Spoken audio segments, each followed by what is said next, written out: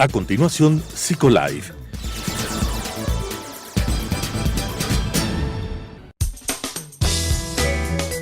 Clasificación A. Apto para todo público.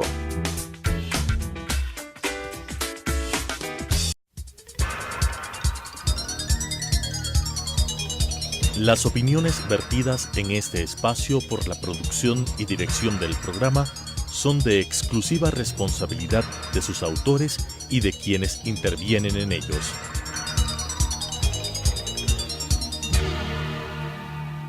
Telesucesos Canal 29 UHF presenta Psicolife, un programa creado para hablar de psicología desde una vertiente científica pero amena con la conducción de la doctora Elizabeth Montenegro. Psicolife.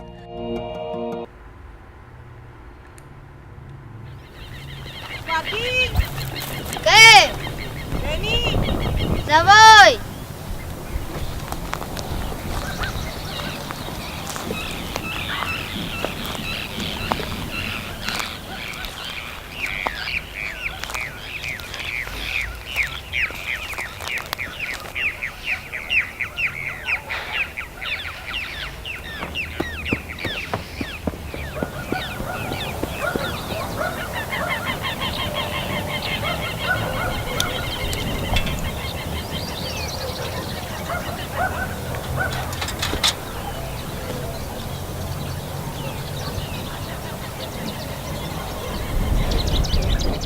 Hola.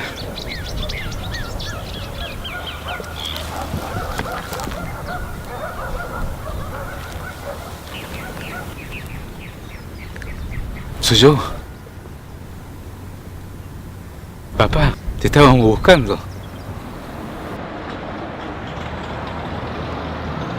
La bicicleta está rota. Está bien. Ya la vamos a arreglar, no te preocupes. Ahora vamos a casa.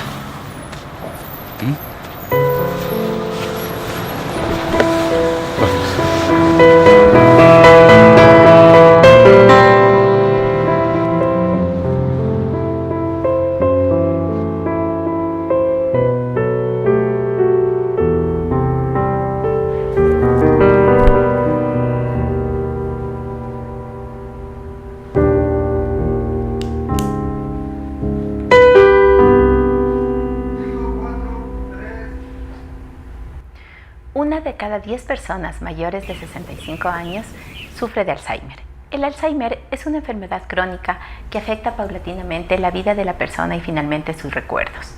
Olvidos, desorientación, pérdida en la comunicación son algunos de los síntomas que se pueden observar en las personas que tienen Alzheimer. Lamentablemente, esta es una enfermedad irreversible que no solamente afecta a la persona que la padece, sino también a todo el entorno familiar y social que convive con esta persona. Hoy, en Psicolife, cambiando tu vida desde tu mente, vamos a hablar justamente del acompañamiento del Alzheimer, de aquellas personas, aquellos familiares que tienen que asumir esa responsabilidad para acompañar a las personas mayores que sufren de esta enfermedad. Para ello contamos con la presencia de la doctora Saskia Calahorrano. Ella es psicóloga clínica, magíster en psicoterapia integrativa, docente universitaria y secretaria de la Sociedad Ecuatoriana de Psicoterapia. Saskia, buenas tardes, bienvenida a Psicolife. Buenas tardes, muchas gracias por la invitación. Qué gusto tenerte aquí con nosotros y hablar de un tema que realmente es muy importante. Empecemos hablando un poquito primero sobre qué es el Alzheimer. Muchas veces se escucha mucho en relación a eso, se burlan también las personas en ocasiones frente a este tema. Contextualicemos un poco para ir involucrando a la familia. Bueno, como casi todas las enfermedades mentales, los términos tienden a cotidianizarse y fuera del lado jocoso pierden la real importancia o la dimensión verdadera que tienen las enfermedades mentales. Muchas veces bromeamos diciendo que tenemos Alzheimer cuando tenemos fallas en la memoria, que pueden corresponder por una falta de atención simple o por un nivel de estrés, por la constante exposición a la fatiga crónica. Pero el Alzheimer en realidad es una enfermedad, está tipificada en el DSM-5 como un trastorno cognitivo mayor. ¿Y esto qué significa? Que es un trastorno cognitivo de larga data y progresivo. Entonces empiezan los primeros síntomas del Alzheimer con dificultades en la memoria y también con dificultades en el aprendizaje. Entonces no es solo que se ve alterada la memoria, sino que también se ven alteradas algunas praxias. Por ejemplo, la marcha también se va a alterar con el Alzheimer, el proceso de vestimenta, si el anudarse, abotonarse la camisa, por ejemplo, se vuelven temas bastante complicados. La alimentación también. La alimentación también, y dentro de los procesos de ingesta, la medicación. Entonces, claro, en el proceso, cuando se diagnostica ya una enfermedad de Alzheimer, irremediablemente los adultos mayores tienen o necesitan tomar la medicación ordenadamente. Porque esto va a hacer no que se detenga la enfermedad, pero sí que se controlen los procesos de deterioro. Entonces, claro, cuando avanza, vamos por etapas, ¿no es cierto? En una etapa 1 de la enfermedad de Alzheimer tenemos problemas de memoria, pero lógicamente la funcionalidad del ser humano, aunque está disminuida, no está anulada. Entonces tendremos momentos en los que el adulto mayor pueda compartir con la familia, y también habrá momentos en los que el adulto mayor necesite sentirse importante, respetado, y también que sienta que su palabra todavía tiene validez, su poder de decisión. Esto en una primera etapa, justamente, y yo te iba a preguntar, hay como una diferenciación de 3 etapas, ¿no es cierto? Una que es la temprana, cuando tú estás mencionando estas características, en donde estos olvidos son frecuentes, pero no son tan serios, digamos así. Pero no después afectan la funcionalidad. Exactamente, pero después, cuando va avanzando hacia una segunda etapa, ya se van produciendo olvidos mayores que ya empiezan a limitar muchas de las actividades de las personas. Y bueno, y en la tercera etapa, donde ya necesariamente requiere un acompañamiento y una ayuda especial. Claro, lógicamente los olvidos van tomando mayor relevancia y van afectando más la funcionalidad del adulto mayor cuando intervienen con procesos vitales. Por ejemplo, el no recordar que la persona que está enfrente es su hijo, ¿sí?, o su nieto, también tienen implicaciones emocionales. Todas las enfermedades somáticas o psíquicas tienen ramificaciones emocionales.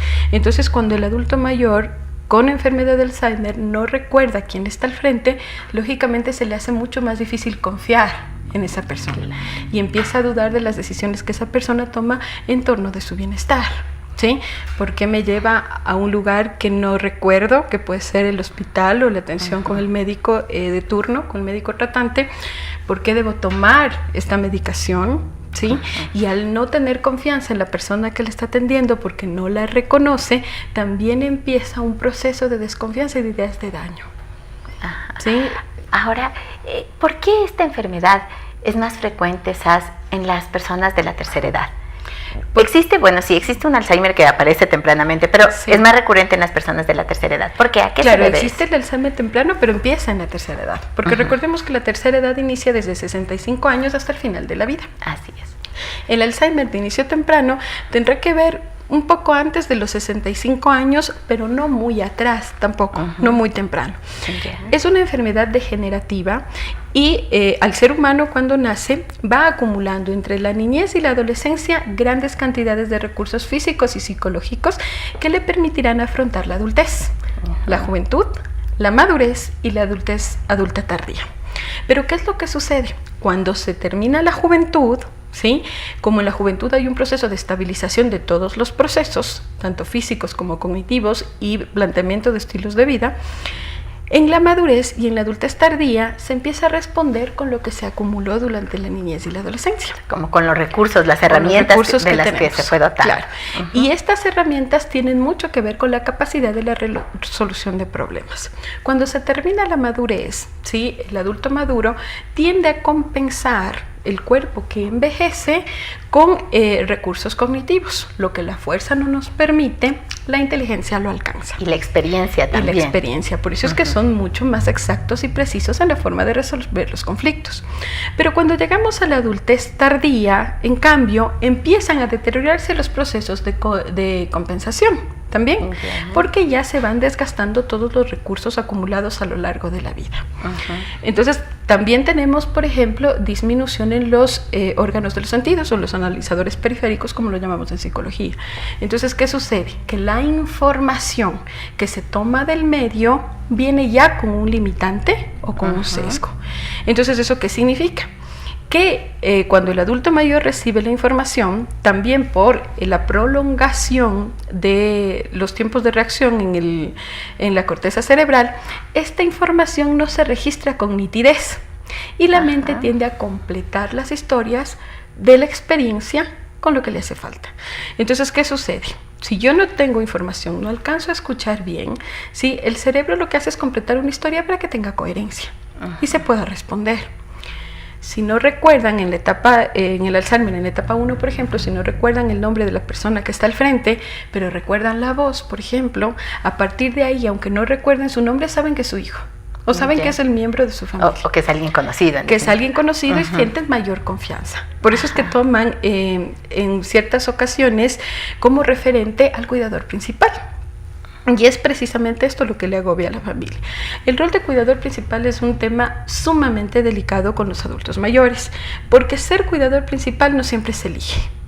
¿Sí? Claro, justamente cuando existe una enfermedad que puede ser catastrófica, pero en un momento determinado, las redes sociales están ahí pendientes, ¿no? De pronto cuidando a las personas, pero en una enfermedad crónica como el Alzheimer no ocurre eso, y más bien las redes sociales se van alejando en el sentido de que van quedando el núcleo más cercano de la familia. Y justamente cuando tú hablas de este cuidador, también es importante tener en cuenta que todas las personas van planificando. Tú hablabas de los proyectos de vida, de los estilos de vida, y todos desean, qué sé yo, trabajar, ser exitosos en ciertas áreas, irse de vacaciones. Y cuando tienes una persona, y cuando te toca asumir ese rol de cuidador, tienes que limitar muchas de esas actividades, y a veces es una carga que solo una persona la recibe. Claro, un cambio de estilo y también un cambio de planificación y de organización familiar, administrativa y económica incluso. Entonces, ¿qué es lo que sucede cuando se detecta el Alzheimer en un adulto mayor?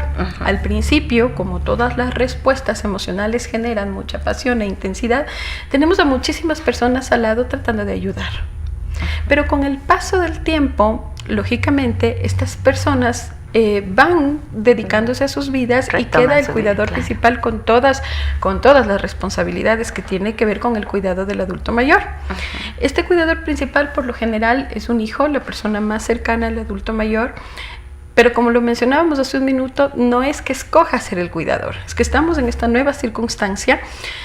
Porque cuando se preparan, el ser humano en el desarrollo evolutivo llega a la madurez, y en la madurez es donde realmente se da cuenta que los padres están envejeciendo. Claro.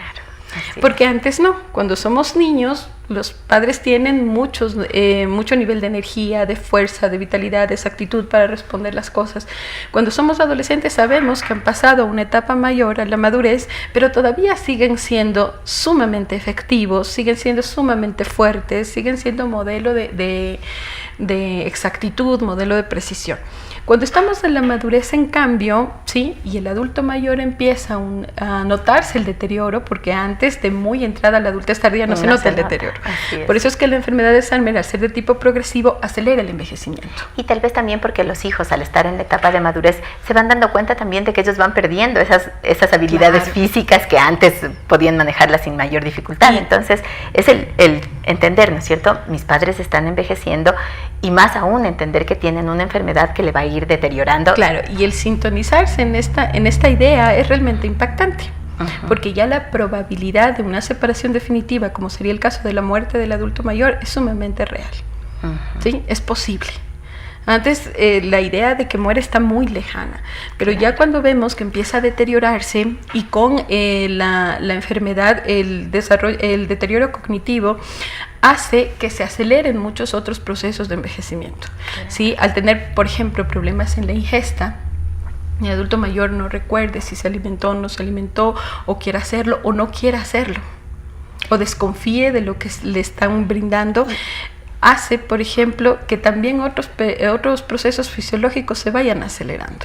Y se enferme con más facilidad. Claro, con más frecuencia. Ahora, esto genera, por ejemplo, en el caso de la alimentación que tú nos haces referencia, genera también una mayor dependencia de este cuidador, porque va a ser el que tenga que estar todo el tiempo pendiente de la hora de alimentarle, de las medicinas que tiene que tomar, de bañarle, de llevarle al baño, de satisfacer esas necesidades que de alguna manera antes las podía solventar por sí solo el adulto mayor.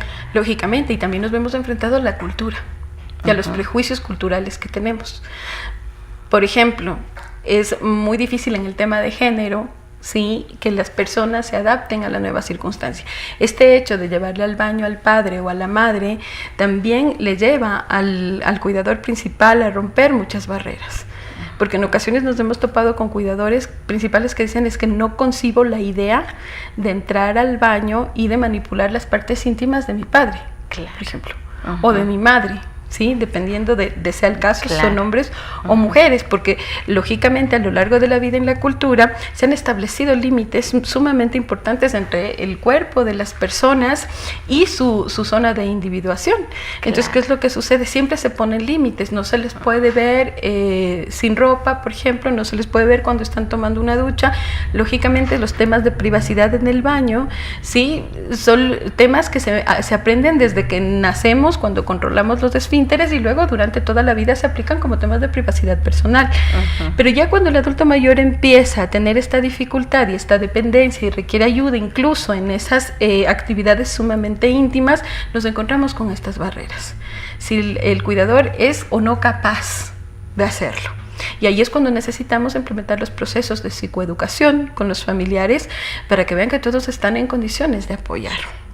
Y eso es importantísimo. Entonces, el empezar primero, ayudarles, creo yo, a entender el proceso que van a atravesar y lo que les viene después, ¿no es cierto? Porque como que en un momento determinado la familia va viviendo el día a día, no están tan conscientes tal vez de lo que llegará después o cuánto más grave será el deterioro que se vaya dando. Y el impacto emocional en eso también es muy fuerte. Cuando tú nos hablabas de este comportamiento que en ocasiones presentan de rechazo, hasta de agresividad en ciertos momentos frente a la persona que le ven un extraño, el hijo o la hija siente tal vez como que ya no le quiere más, como que dejó de amarle el padre a él, de que ya no le desconoce, y eso es difícil también procesarlo. Claro, es que la dependencia es de doble vía. O sea, el adulto mayor depende de la asistencia porque no tiene facilidad para manejarse en algunos temas que lo hacía antes con total solvencia, pero el cuidador principal, en este caso el hijo, la hija que trabaja con el adulto mayor, también genera un lazo de responsabilidad y dependencia emocional importante, que lógicamente tiene que irse tratando, porque muchas causas del problema del síndrome del cuidador, que se puede dar más adelante por la sobrecarga de trabajo, es precisamente esa, ¿no es cierto? El buscar, y con una de las dificultades que nos encontramos en los programas de asesoramiento familiar, es, bueno, una de las partes más difíciles, que se integre el resto de miembros de la familia para contar con más de un cuidador. Obviamente va a haber uno principal donde recaen las responsabilidades y decisiones a tomar con el adulto mayor, pero necesitamos distribuir actividades para no sacrificar al cuidador principal. Y que este cuidador también pueda tener de alguna manera su propia vida, ¿no? Y su espacio de descarga, que es importantísimo. Entonces, claro, porque termina en algún momento convirtiéndose el adulto mayor en el eje fundamental del cuidador principal. Y claro, cuando hablamos de un síndrome de cuidador, el cuidador no se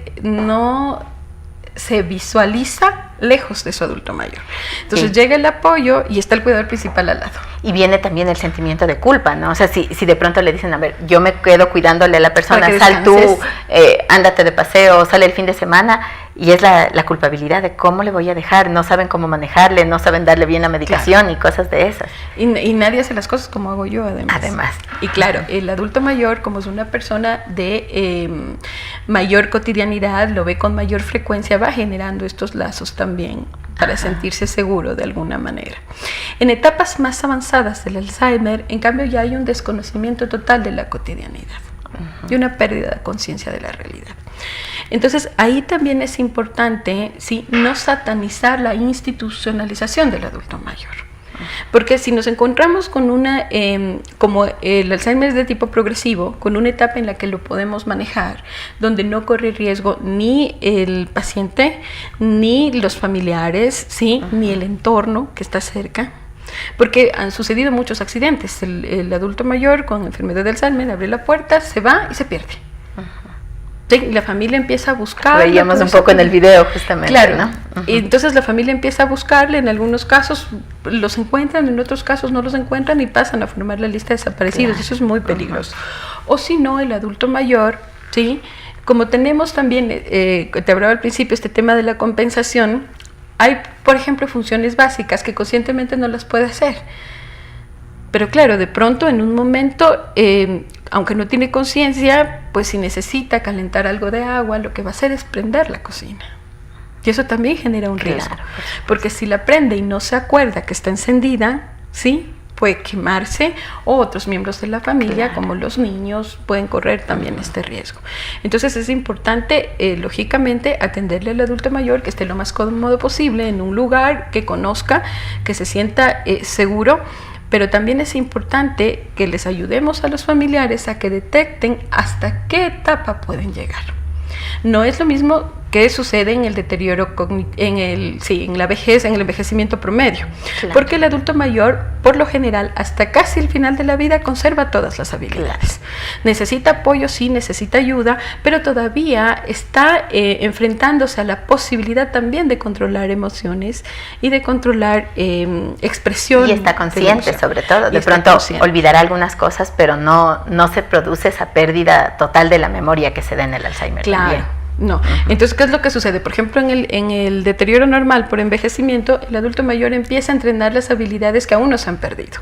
Por eso es que el adulto mayor nos cuenta la misma historia 1000 veces, con los mismos detalles 1000 veces, porque está entrenando su memoria retrógrada para que esos recuerdos no se le pierdan. En el Alzheimer pueden perderse muchos de estos recuerdos, que a su vez generan la desconfianza, pero también en etapas avanzadas, esta falta de control de los impulsos, esta irritabilidad excesiva e incluso la etapa de violencia, si cuando el adulto mayor reacciona violentamente porque se siente amenazado por un mundo hostil, no significa que los familiares estén generando ese mundo hostil. Claro. Significa que como ya está avanzado el deterioro, los procesos perceptivos y los procesos de los fenómenos psíquicos superiores, atención, concentración, memoria, como están fallando, están generando otra forma de construcción de la lógica del paciente. ¿Sí? Una lógica que es lógica para ese cerebro que está en deterioro, pero que no es lógica para el medio que le rodea. Claro, y que muchas veces afecta la convivencia. Entonces llega un momento en el que sí es necesario institucionalizar al adulto mayor, donde necesita ayuda especializada 24 horas. Esta institucionalización a la que tú haces referencia, porque va muy ligado a lo emocional, como tú decías, y a la satanización a la que tú hacías referencia, trae sentimientos de culpa para la familia, porque muchas veces es como decir, bueno, ya, ahora sí le alejamos o le echamos a un lado. Claro, lo abandonamos. Exactamente. Ahora, frente a eso, cuando se rompe esa barrera y se entiende que en realidad se necesita una ayuda a las 24 horas del día y una ayuda especializada, como tú dices, ¿cómo hacer esa transición lo más saludable posible, por utilizar un término, para que la persona que está sufriendo de esta enfermedad no se siente en un lugar totalmente hostil o alejado de lo mínimo que le puede resultar para él o para ella? Para que le pueda estar cómodo y que le puede dar también en cierta medida un apoyo emocional. Entonces, ¿qué sucede? Cuando se empiezan a organizar los planes de asesoramiento familiar, se destinan las primeras sesiones para averiguar qué está pasando con la familia, cómo está reaccionando la familia a partir del diagnóstico. Entonces, claro, en ese momento, por lo general, las familias hacen las cosas acertadamente, lo más acertado posible, pero hay momentos en los que necesitan la guía. Entonces, ¿qué sucede? Se evalúa cómo está trabajando esa familia, con cuántas personas se cuenta, con qué actividades se pueden distribuir entre los miembros de la familia, y se evalúa la condición del paciente. ¿Sí? ¿Qué se hace con los procesos de psicoeducación? ¿Sí? Se habla sobre la etiología, el diagnóstico y el pronóstico de la enfermedad, pero no en forma general como lo hacemos en prevención primaria, donde contamos pues a la población que si tenemos un paciente con estas características, con la pérdida de la memoria, de pronto con temas de agresividad, con desubicación temporal, con la falta de reconocimiento a los demás, la falta de reconocimiento personal, pues hay una despersonalización del adulto mayor, a veces se le pone el espejo delante y no sabe quién es esa persona. Porque claro, al igual que en la adolescencia, en la adultez tardía nos enfrentamos a un nuevo cambio corporal. La imagen corporal es totalmente distinta de la que teníamos entre los 40 y los 65. No digamos de la que teníamos cuando éramos niños hasta muy entrada la adultez tardía. Entonces, cuando nos encontramos con esta situación, y es importante hacer el diagnóstico con un profesional, ¿sí? Las personas empiezan a entender que necesitamos apoyarnos en un tratamiento mixto, que son fármacos y que también tienen mucho que ver con la psicoterapia desde el lado de la psicología, pero que también necesita dar directrices a la familia para que ellos estén enterados de qué es lo que está pasando. Entonces, esta información se les presenta de acuerdo al caso específico de su paciente. Lo que acabas de decir en este momento es fundamental, porque muchas veces las personas, ¿no?, piensan que el acompañamiento debe ser únicamente médico y farmacológico, es decir, que sea el psiquiatra y el gerontólogo de pronto quien está atendiendo a la persona, viendo que no se deteriore más y controlando de alguna manera el proceso. Pero muchas veces no se piensa ni siquiera en la posibilidad de que la familia reciba ese acompañamiento psicoterapéutico, que es fundamental también en ese sentido. Y eso es entonces algo importante. La psicoeducación, como tú decías, pero centrada específicamente en la etapa propia de su adulto mayor. Entonces, si vemos que el deterioro progresivo es sumamente rápido y que este paciente está perdiendo capacidades a un nivel totalmente acelerado, que ya es casi imposible bañarle, por ejemplo, porque reacciona de manera agresiva, que no acepta la medicación, o sea, el cuidador o la persona encargada de la medicación le da la medicación y el paciente bota la medicina. Entonces, claro, como desde la parte médica se dice, es un medicamento que se tiene que tomar en esta dosis y en este horario. Y eso es inamovible. Claro, es inamovible. Pero ¿qué es lo que podemos hacer? La forma de acercarnos al paciente que tendrán los familiares hará que el proceso se facilite o se dificulte. Y ahí viene el proceso de psicoeducación, porque sí, tengo que darle la medicina como de lugar, pero si me está rechazando la medicina y yo me impongo por la fuerza, claro, puedo caer incluso en temas de maltrato. No por una mala intención de la familia, sino por un desconocimiento de la guía. Entonces, por eso es importantísimo que las personas se informen acerca de qué está pasando, cómo es la enfermedad, qué causas tiene, ¿sí? También para evitar la culpabilización entre los miembros de la familia, qué sucede con el paciente, qué va a pasar a futuro, qué es probable y hasta dónde la familia como familia puede responder y cuándo necesita una intervención externa. Gracias, ¿sabes? Qué interesante lo que hemos abordado el día de hoy. Entender que el Alzheimer no es únicamente una enfermedad que le compete o que le afectará a la persona de la tercera edad, sino también a todas aquellas personas que están involucradas en el cuidado y en el acompañamiento del adulto mayor. La doctora Saskia Calahorrano nos ha dado muy importantes recomendaciones frente a todo el abordaje que se tiene que dar, entendiendo que no es solamente un abordaje médico o farmacológico, es un abordaje integral en donde la psicoeducación y la psicoterapia dentro del proceso para las personas familiares o los cuidadores que están a cargo de la persona que tiene el Alzheimer van a ser fundamentales. Yo quiero terminar con ustedes con un poema hecho justamente en relación al Alzheimer y lo que esta persona que padece esta enfermedad, si pudiera expresarlo, nos diría a aquellos quienes somos cuidadores. No me pidas que me recuerde, no trates de hacerme comprender, déjame descansar, hazme saber que estás conmigo, abraza mi cuello y toma mi mano. Estoy triste, enfermo y perdido. Todo lo que sé es que te necesito. No pierdas la paciencia conmigo. No jures, no grites, no llores. No puedo hacer nada con lo que me ocurre. Aun si trato de ser diferente, no lo logro. Recuerda que te necesito, que lo mejor de mí ya partió. No me abandones, quédate a mi lado. Ámame hasta el fin de mi vida. Gracias por habernos acompañado en esta edición de Psicolife, cambiando tu vida desde tu mente. Gracias, Saskia, por habernos dado estas importantes recomendaciones y les esperamos en una nueva edición de Psicolife. Síganos a través de las redes sociales, a través de YouTube en SEADI Psicología y también a través de Telesucesos Psicolife. Hasta una próxima. Las opiniones vertidas en este espacio por la producción y dirección del programa son de exclusiva responsabilidad de sus autores y de quienes intervienen en ellos.